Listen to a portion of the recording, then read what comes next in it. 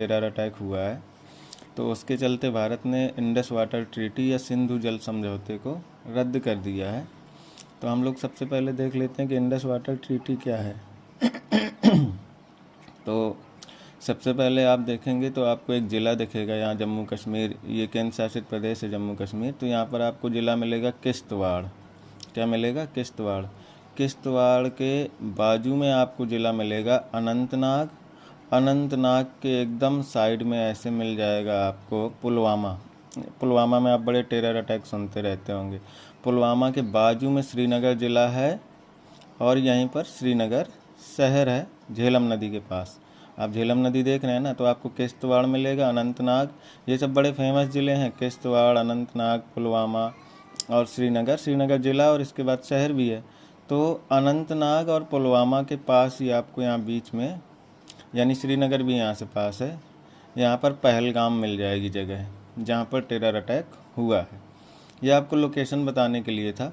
अब हम बात कर लेते हैं इंडस वाटर ट्रीटी की। सिंधु रिवर सिस्टम, सिंधु नदी तंत्र, तो उसमें आपको टोटल बड़ी जो नदियां हैं वो 6 नदियां दिखती हैं क्रम से: सतलज, व्यास, रावी, चेनाब, झेलम और सिंधु।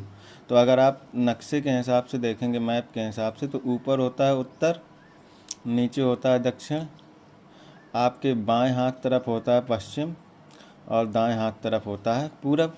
तो अगर आप इन नदियों को इस तरीके से एक लाइन ऐसे खींचें तो आपको कौन सी नदियाँ ज़्यादा पश्चिम में दिख रही हैं? तो ये 3, चेनाब, झेलम और सिंधु। और पूर्व में कौन सी नदियाँ दिख रही हैं? तो आपको दिख रही है सतलज, व्यास और रावी। तो ये जो 3 पूर्वी नदियाँ हैं, इन पर भारत को कंट्रोल दिया गया इंडस वाटर ट्रीटी के हिसाब से। इंडस वाटर ट्रीटी कब साइन हुई थी? 19 सितंबर 1960 को। कहाँ हुई थी? कराची, पाकिस्तान। कराची, पाकिस्तान में हुई थी। कौन कौन थे इसमें साइन करने वाले? तो भारत की तरफ से थे PM Nehru, PM JL Nehru, यानी कराची पाकिस्तान में साइन हुई थी, यानी नेहरू जी अपने कराची गए थे। ठीक है। और पाकिस्तान की तरफ से थे प्रेसिडेंट, और ये सेना की भी, सेना के ही थे जो प्रेसिडेंट बन गए थे। वहाँ आप जानते हैं कि सेना ही तख्ता पलट करके बन जाती है। तो यहाँ थे जनरल अयूब खान, जनरल थे या कौन थे पता नहीं है। तो जेएल नेहरू और अयूब खान, इन दोनों लोगों ने साइन किया था। और इसमें मीडिएशन का काम किया था, यानी ब्रोकर का कह लो, मध्यस्थता करी थी वर्ल्ड बैंक ने। वर्ल्ड बैंक का उस समय दूसरा नाम था international bank for reconstruction and development, इस तरीके का कुछ नाम था इसका उस टाइम पे। तो ये जो ट्रीटी हुई इंडस वाटर ट्रीटी, तो इसमें कहा गया कि पश्चिमी नदियां हैं उन पर जो कंट्रोल रहेगा वो पाकिस्तान का रहेगा। पश्चिमी नदियां यानी चेनाब, झेलम और सिंधु। और जो पूर्वी नदियां हैं सतलज, व्यास, रावी, इनमें भारत का कंट्रोल रहेगा। तो असल में क्या है कि ये जो 3 नदियां हैं सतलज, व्यास, रावी, ये बड़ी छोटी छोटी नदियां हैं इनकी तुलना में, इनकी कंपैरिजन में, चेनाब, झेलम और सिंधु की कंपैरिजन में। तो अगर इसका पूरा देखा जाता है, पूरा जल, तो ये इनमें ज़्यादा क्यूबिक मीटर पानी है पश्चिम की 3 नदियों में, इनमें कम है पूरब की 3 नदियों में। तो अगर देखा जाता है तो लगभग जो सिंधु नदी तंत्र का जो भारत को पानी मिलता है वो मिलता है 20% के अराउंड, और पाकिस्तान को मिलता है 80% के अराउंड। अगर आप ये पूछेंगे कब हुई थी, तो ये 19 सितंबर 1960 को हुई थी, और 20% भारत इसका पानी उपयोग कर सकता है और 80% पाकिस्तान के खाते में चला गया। ठीक है।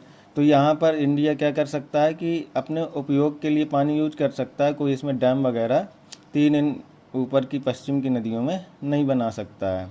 फिर भी भारत के डैम बने हुए हैं। चेनाब, झेलम में देखते हैं तो झेलम में आपको मिल जाएगा उड़ी और तुलबुल परियोजनाएं मिल जाएंगी झेलम में। इसमें सलाल, बगलियार, दुलहस्ती चेनाब में भारत ने बनाए हुए हैं। उड़ी और तुलबुल बनाए हुए हैं इन्होंने झेलम में। और झेलम में किशन गंगा नदी पे 2 बने हुए हैं। एक तो Kishan Ganga hydro power project बना हुआ है और रतले पावर प्रोजेक्ट भी बना हुआ है। हालांकि पाकिस्तान इसमें आपत्ति जताता रहा है टाइम टाइम पे। तो ये चल रहा था चर्चा में, तो हमने सोचा ये आपको बता देते हैं।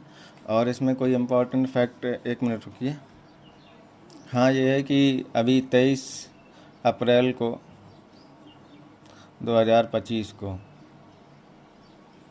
इसको इंडस वाटर ट्रीटी को सस्पेंड कर दिया गया है। तो आपको हमने लोकेशन बता दी कि पहलगाम में टेरर अटैक हुआ और जिसके चलते भारत ने कई स्टेप्स लिए हैं। उन्होंने जो यहाँ विजिटर्स आए थे पाकिस्तान को, उनको भी 48 घंटे में वापस होने को कह दिया है। और भारत का जो दूतावास है पाकिस्तान में और पाकिस्तान को जो इंडिया में है, उसके भी जो पर्सनल होते हैं, एम्प्लॉयज़ होते हैं, उनको कट करके कम कर दिया है, उनको भी वापस भेजा जा रहा है। इंडस वाटर ट्रीटी सस्पेंड कर दी है।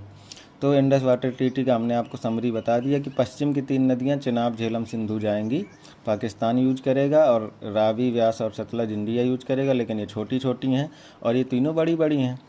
तो भारत के खाते में आया 20% वाटर सिंधु नदी तंत्र का, और पाकिस्तान के खाते में 80% आया। ठीक है।